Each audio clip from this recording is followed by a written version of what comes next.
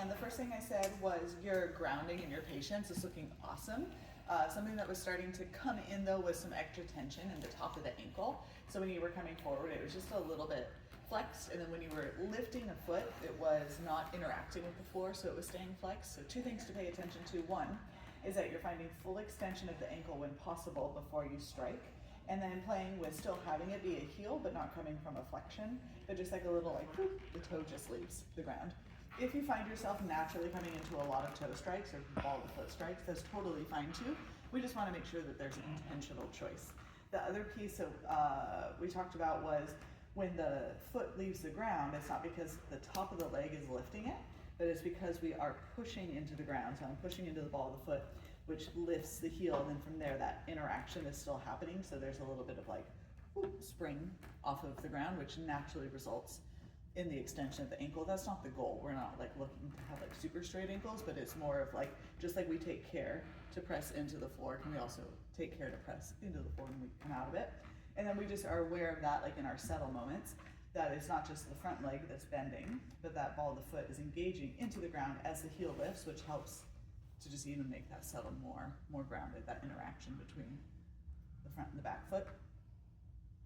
You can even see it like as you're like coming forward like that, you're still like pushing into the ball of the back foot there. Then we talked about just a little bit of like some held tension here.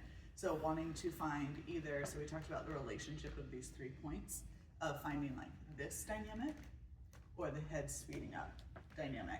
So whip, coming into the whip, it's a follow through or like it's a release of the energy, and then coming out of the whip, we can use that in different ways. So as I'm coming forward, 1, 2, the shoulders will rotate, and then the head will kind of like snap to finish. Have you felt your hair fly recently? That was one of the check-ins for the dance. Then we talked about the impact of initiating the head and having different intentions there. So one thing to practice is spotting back behind yourself, so like front of the face to the back wall, so that keeps you engaged, which can also, it leads you like back from where you came, so you're encouraging compression, and then you can then push off of each other. The other thing is to use your spot to actually move you into a weight transfer. So I'm going to think about looking at the wall behind me, but I'm looking at the wall behind me to then shoot myself back into a weight transfer. So I'll do those 2 all the way. So we've got 1, 2, and a 3, and 4, and a compress, 5, 6. You'll probably get a little bit of a shorter width out of that versus 1, 2, and a 3, and 4. Go back, 5, 6, 7, and 8. Where's the intention of the head in a sugar tuck? Is it bringing you forward? Is it bringing you back behind yourself? And the other big point was a gathering of energy to then release or relax the energy. So especially really pay attention to this when you're creating those awesome phrase changes that you have beautiful picture moment awareness of.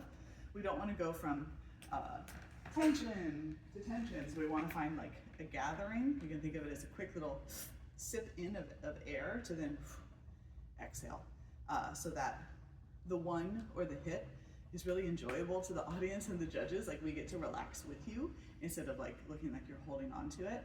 And you were just finding that like in combination with like how the head was wanting to move, and you're finding more dynamics all over.